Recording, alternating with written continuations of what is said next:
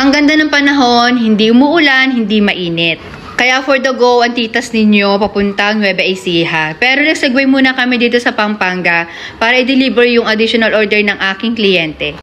Bali, old client ko na po siya at marami na po kami mga na-deliver sa kanila. At yung kanilang bahay ay napakaganda at napakalinis. Alagang-alaga po kasi yan ng nanay ng client ko. At yung mga sopa na yan, nakikita ninyo, ayan nga po yung unang mga deliver namin. Pati po yung mga blinds nila and yung iba nilang mga bed. Actually, hindi pa tapos ang bahay nila, kaya mapapansin kayo na mga parts dyan na hindi pa tapos.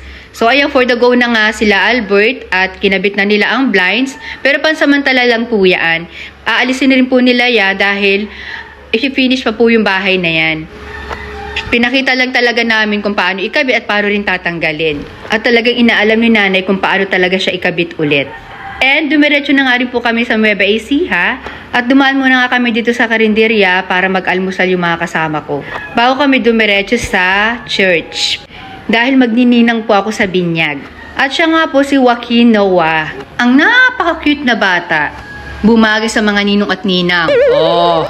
Magaling pumili ng ninong at ninang ang daddy at mami mo, Noah, ha? / Joaquin. At huwag nyo na ako kontrahin. Ang importante, mahalaga. At mapapanood nyo po ang full video nito sa channel po ni Makimoto. O, tingnan mo na Joaquin, ang ninong at ninang. O, diba? Pasaway. Sinasamantalang hindi nakatingin ang mami niya. At sa part na yan, niligyan ko nga ng inaanak ko dyan ng apron ba ang tawag yan? Hindi ko alam. Basta ako ba, sinusunod na lang ako sa kung sinasabi ng pare. Katulad dito, sindihan daw. Pero hindi ibig sabihin, hindi ko naiintindihan yung mga ibang pinagagawa namin dyan. Hindi na ako mabuting ninang, ha? At basta sa pagkakaalam ko, ako ang pinakamagandang ninang niya dyan. Huwag mo nang kontrahin. Baka makunyatan pa kita, ha? At hindi rin ako nag-aalam ng mga kumpare ko pala dyan, ay mga viewers ko din. At tingnan nyo naman mga aurahan ko dyan. Parang napakabait na tao. Oh. At nakakatuwa lang dahil ang bilis lang ng binyag. At dumiretso na rin kami dyan sa Socorro Resort. At wag ako, yan talagang pinakahihintay ng lahat. Kainan, venue. Yung iba nga sa venue na dumidiretso, hindi sa simbahan. Aminin, mga mare-pare. At ang ganda rin ng view dito, malawak, may swimming pool, pambata, pangmatanda, panggurang. At talaga naman pinaghandaan din ng mag-asawa yung binyag kay Joaquin. Precious, let's give them a big round of applause, please.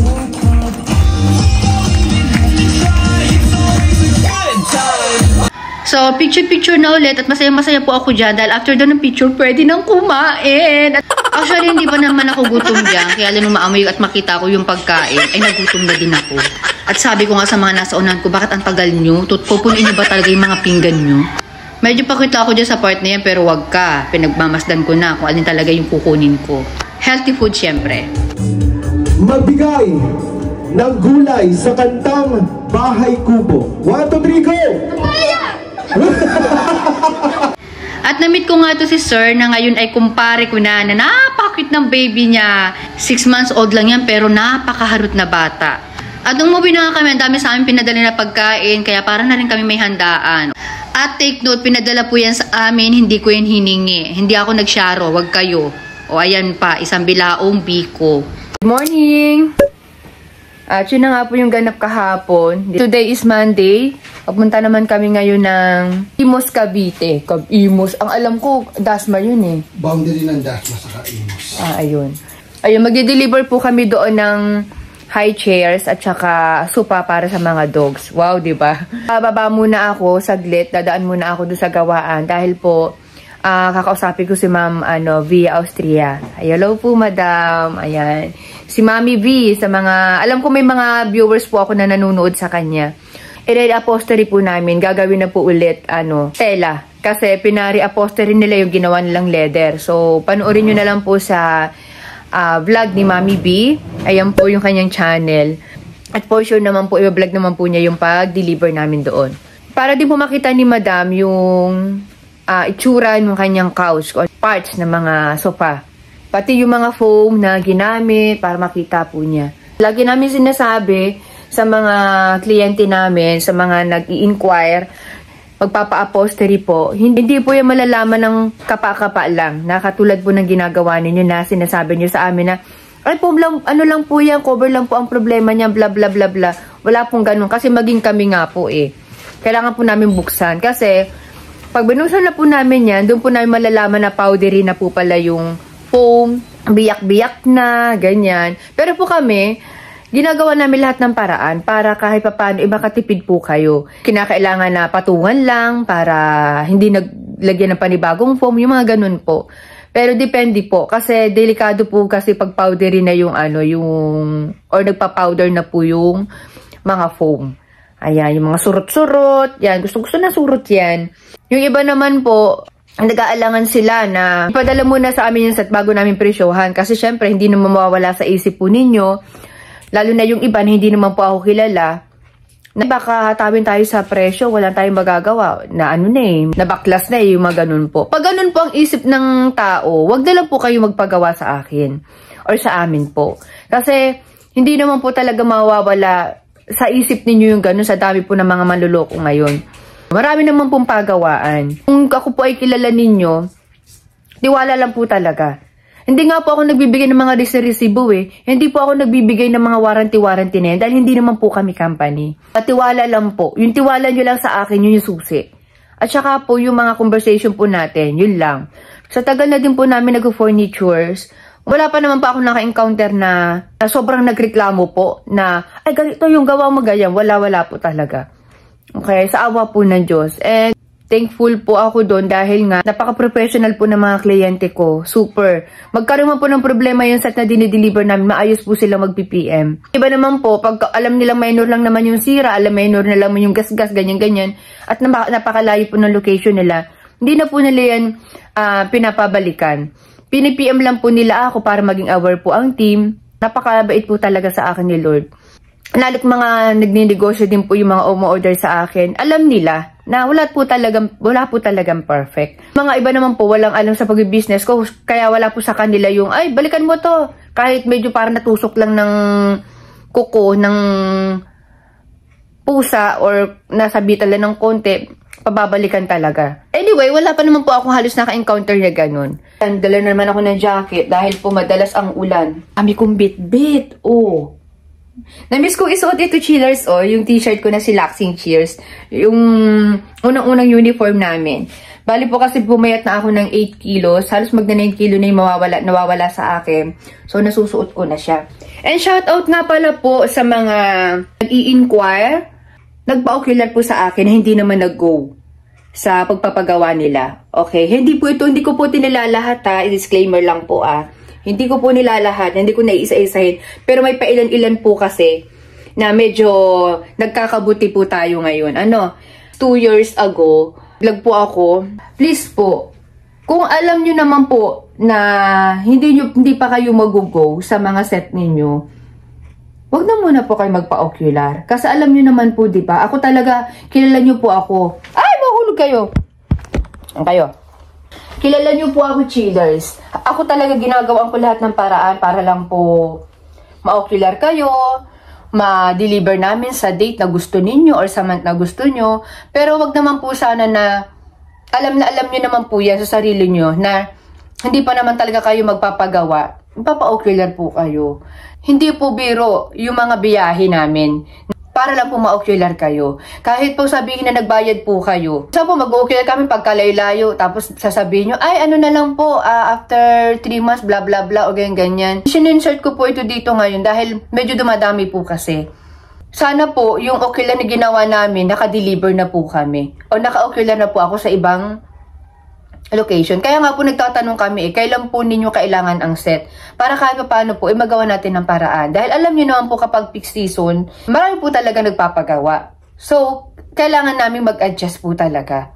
At naghahabol din po kami sa materyales. Kapag peak season po, lahat po halos ng furnitures, malakas po yan. So, yung mga materyales na gusto namin, kaya paano makamura kami, pero quality, hinahabol po namin yun. At sa inyo rin po yung mapupunta. Kung mababa ang bigay sa amin ng supplier, mababa rin po ang bigay namin sa inyo.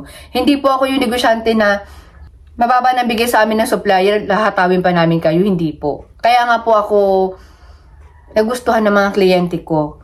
And isa pa, yung pag mayroon lang po kayong deliver dito, padaanan lang po kami. May deliver po kami sa wala. Kapag po nag-segue kami dyan, may ocular charge po talaga. Okay? Kawawa naman po yung driver namin kung ang biyahe namin Ilocos, sisigway kami ng Baguio. Hindi man lang namin dadagdagan yung bayad sa kanya, yung ganun. Yung gas po namin, yung sasakyan po, yung abala po. Sana po ay naiintindihan ng iba. Kasi yung iba po talaga hindi nila makuha-kuha. Dahil hindi naman po sila nagninegosyo eh. So, ang nasa isip nila, wala yan. Hindi po ganun. Lahat po halos ang kilos natin ay halos may akakibat na gastos. Alam niyo po yan. Ay, tinatawag na ako sa baba. Tapos, yung delivery fee, isa pa po yan. Free shipping fee na po ba? Paano namin madadala po yung items nyo kung wala kayong shipping fee? So, sa mga price po namin, hindi ko po talaga sinasama dyan ang shipping fee pa. Inilalagay ko lang po yan dyan kapag po go na kayo at alam na namin yung location at gaano po kadami yung orders po ninyo. Bakit po? Kasi depende po kung ano yung dadalhin namin sa sakyan sa shipping fee. Kung truck po ang dadalhin namin, medyo maharlika ang shipping fee. Kapag maliit lang sa sakyan po, mas maliit po. Kapag may kasabay po, mas malilis po. Ganun lang naman po yun. Hindi naman na po ako kumikita sa shipping fee. Sana po ay tulungan na lang din po kasi hindi naman po kayo lugi sa mga ma-order nyo po sa akin. Sobra-sobra nga po ako magbigay ng na freebies. Huwag po sasama yung loob ng iba na dinaanan naman yung ganito lugar namin eh. Huwag po sana. Kahit nga po, may marami na kayong freebies na nakukuha. Nagbibigay po ako ng discount sa sa mga senior. Kahit minsan hindi pa senior. Viewers nyo po ako ganyan. At ramdam ko po yan kung talaga matagal na kayong nanunood. Nagbibigay pa rin po ako ng discount. Yun nga, kahapon, puro daktak na naman yung vlog na to. Shout out po kila sir na nagpa-picture sa akin. Hindi ko alam kung ilan yun. Na grabe. Hindi ko naman po alam na may mga viewers pala ako na bisita ni Maki. Hindi ko alam. Yung tsura ko doon, baka mamaya nagkakamot-kamot ako ng ganyan doon. Pinagmamasdan nyo pala ako. Kakagigil kayo Yan ang mahirap eh. Kilala nyo kami, kayo hindi namin kilala. Anyway, maraming salamat po at nakabanding namin kayo kahapon. Ako, baba na muna tayo. Kasi, baka naghihintay na si Mami B. Ay, yun pa pala. Sana lang po, naalala ko na. Sana lang po sa mga nag-i-inquire din po, wag na lang po kayo humingi ng discount. Humingi ng last price kung alam nyo po sa sarili nyo na hindi naman po kayo o-order. Okay? Hindi ko po kayo minamadali ha. Kasi po, minsan may mga kliyente kami na ganito. Explain ko lang po na ay, discount naman, ganyan, magkano last price? Ako naman, bibigay ko po yung yung presyo. O sige, ito po yung last price. Tapos sabihin, sige, next time na lang. Yung mga gano'n, wag naman po sana. Lalo na sa mga nagtitinda sa mga vendors, yung mga vendors sa mga kalsada, wag nyo po sana gagawin niya. Kasi, iba kasi yung tawad ng gustong bumili. Sa tawad na halos gusto mo na lang hingiin yung items. Gusto rin po namin kumita. Gusto rin kumita ng mga ibang bang nagnenegosyo. Etong video na to, itong share ko na to, para rin po ito sa lahat, hindi lang sa akin. Shout out sa mga negosyanteng nanonood po. 'Di ba? Yung tawad ng bibili din naman. Minsan ang presyo sa'yo, 150, tatawaran mo, 50 na lang. 'Di ba? Kung kaya yung ibang mga nagbibenta o nagagalit po. Kasi tawad nga ng hindi bibili yun eh. Gusto mo na hingiin yung items pa, yun sa discount. Kunyari po, papagawa nyo yung buong furnitures po ng bahay ninyo. Di ako naman, tuwang-tuwa. Sige po, bibigay ko talaga. Itutodo ko yung freebies, itutodo ko rin yung discount. Tas bandang huli, ay kalahati lang po muna ipapagawa namin, hindi na lang muna po yung mga ganito, ganyan-ganyan. Naiintindihan ko po kayo doon. Pero, dapat alam nyo din po na mababago po yung presyo. Kasi kaya po naging ganun ang presyo nun dahil sa dami po ng o-orderin. Magbibigay po talaga ako ng discount at mga freebies. Pero yung kalahati po nun, hindi nyo naman ipapagawa, normal, babalik sa dating presyo. May mga po rin kasi, may mga ilang mga bumibili na mautak, alam mo yun, na hindi naman sila uubra sa akin. Kasi straight to the point lang po ako. Kaya po ako ganito magsalita na para akala mo ang angas. Ganito lang po talaga ako. Pero hindi po ako maangas, hindi po ako galit. Ang sa akin lang, grabe chillers po yung sinusugal ko na mga materyales compare sa iba. Nakikiusap po ako na wag naman. Wag naman po, kitang-kita nyo naman po yan sa mga vlog ko na i-compare nyo sa materyales ng ibang sopa na nabibili po ninyo. Grabe naman, 'di ba? Ang dami nyo ng bonus po dun eh. Sa kahoy nila na ginagamit namin. Hindi kami gumagamit ng palutsina o kung ang mga kahoy na mumurahi, mga plywood lang na nabibili po sa iba, sa mall. Kadalasan po kasi sa mall yan eh. Na pag baliktad mo ng sofa, ayun na ang sekreto. Okay? So, yun lang naman po. At sana po ay huwag kayong na-offend.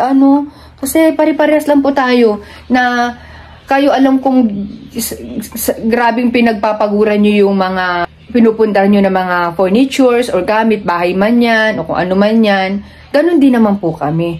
Grabe, pinagpapaguran po namin yung mga pinapagawa nyo set sa amin. Halos minsan nga wala na po kaming tulog, kaya nasa oras yung kain namin. Magawa lang na maayos po yung mga set ninyo. At ito na nga yung sofa ni Madam V. Astrea. At may mga pailang-ilang parts na natapos na nila dyan, katulad nyan. Hiwa-hiwalay po kasi yung mga parts ng sofa nila.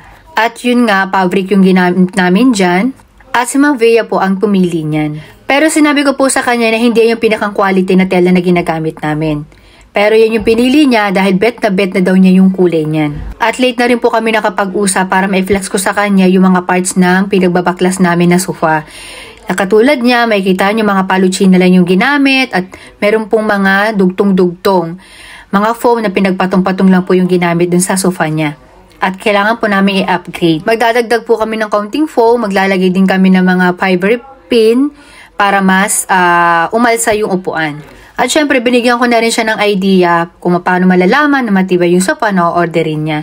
At malalaman nyo rin po siguro yan sa mga vlog na i-upload niya. Kasi vlogging di po yan si Madam. Alam niyo, cheers ko, siguro matagal na ako nakilala ni Madam Bea. Marami siguro silang pinagawa sa amin. Dahil sa tagal ko na nanonood sa kanya, alam ko naman kung saan po siya bumibili. Napaka-house lovers din po kasi niya yan, Ma'am Bea. At yun po talaga ang content niya. Yung pagiging ina niya. Sa asawa, sa anak, at sa bahay. So, yan yung sinasabi ko sa inyo na pinagpatong-patong lang po yung foam. Buti na lang kahit paano yung ginamit na foam dyan, kahit paano may quality. Hindi urethane. Kaya kahit paano tumagal. Pero po kami talaga, hindi kami gumagamit ng ganyan. Mga buong foam po talaga ang mga pinalalagay ko. Kaya nga gaya ng sinabi ko sa inyo kanina, pag o-order po kayo sa amin, hindi po kayo lugi. Kasi hindi po talaga namin tinitipid sa materyales yung mga pinapagawa sa amin. Kayo pa ang masusunod sa size, sa design, sa materialis na gagamitin. At lalong-lalo na sa kulay. Kasi ang kulay, maraming klase po yan. Maraming texture yan. So, yan nga pala yung ginamit nila nating cover dyan. German soft leather na ang sabi ko sa inyo, dapat po talaga mas magandang gamitin lang yan sa mga bed frame. Pero pag sa mga sofa, hindi ko po siya may re-recommend. Unless kung gusto po talaga ng may ari o na nagpapagawa. Pwede rin naman. Kasi sa mga pupuntahan ninyo mga restaurant, yan naman po talaga ang ginagamit. Matibay din naman siya. Pero kung i-compare nyo sa Monte Carlo, mas matibay pa rin po si Monte Carlo. At andito na nga kami ngayon sa Skyway. Papunta po kami ng Naik, Cavite. At tingnan nyo yung sasakyan. Alam nyo yung, wow, mapapaganon ka sa ganda. Oh, sana yung nakasakay din. At dumaan nga muna kami dito sa Jollibee para makapag-almusal. Pero ako kape lang. Dahil fasting ang ina nyo. At nakita ko na naman napakagalaking bahay ni Madam. And take note, contractor nga din po yan sila, ma'am. Engineer po yung asawa niya. So, pwede po kayo magpagawa sa kanila. At ayan po sa screen ninyo ang kanilang contact number. Personal contact number po yan ni ma'am. So, mag-inquire na lang po kayo sa kanila if ever na gusto nyo po. At halatang masayahin si ma'am sa mga cover na pinagamit niya. Kulay red, kulay pink. At ganun po talaga siguro kapag mga dog lovers. So, tingnan nyo na may mga batang yan. Oh, nakalkahulan ako. At eto na nga ang set na high chair ni Madam. Ang saya-saya ng kulay. In fairness, tingnan nyo naman. Hindi po tinipid sa materialis yan. O, Monte Carlo po ang ginamit namin dyan. And tufted po yan. Tubular din po yung mga paa. Pero sa mga gusto magpa-stainless yung paa, pwede naman po. Kaso mas mahal nga lang po. Pero ako recommend ko po ang tubular, okay na po yun. Sorry, nabubulol-bulol ako. Ang importanteng mahalaga, matibay. At may etikita po yan, nakatibayan na kami po ang gumawa. Sayang nga lang, hindi ko maipakita sa inyo na tinatry ni Madam kasi lalo lumutang yung kaputian niya. Nangangalit na red. Ang gandang maging kulay ng lipstick yung mga ganyang pagkaka-red. Ang lakas maka-blooming. So, tingnan naman natin yung sofa ng mga dogs na hindi mo na naman pinaakit sa room niya dahil maglilinis pa daw. So, fabric po ang ginamit namin dyan na velvet. Ayan, pink na pink na pink. So, ginawa na lang namin na light pink yung kabilang side ng True Pillows na pre para po, bongga na. Para hindi naman nakakasawa na pink, di ba? Mahirap na baka magreklamo ang mga pets natin. Ang taray, di ba? Okay, so kahit anong kulay gusto nyo, marami po kaming available na kulay na ganyan, pang malalaki, pang babaeng mga dogs nyo, PM is the key. At marami rin po kaming mga design. Hindi lang po sopa, may bed din para sa mga dogs. At dumiretso na nga kami dito sa Torbina para madalawin ang aming lola at tinan nyo naman ang bumungad sa amin. Napakasarap na tanghalian / hapunan. Madalas po ako sumusigway dito sa mga tita ko sa Torbina. Okay, thank you for watching. At dito lang po kayo umorder sa nakikita nyo sa screen ninyo. And subscribe ka na! Thank you for watching. Bye!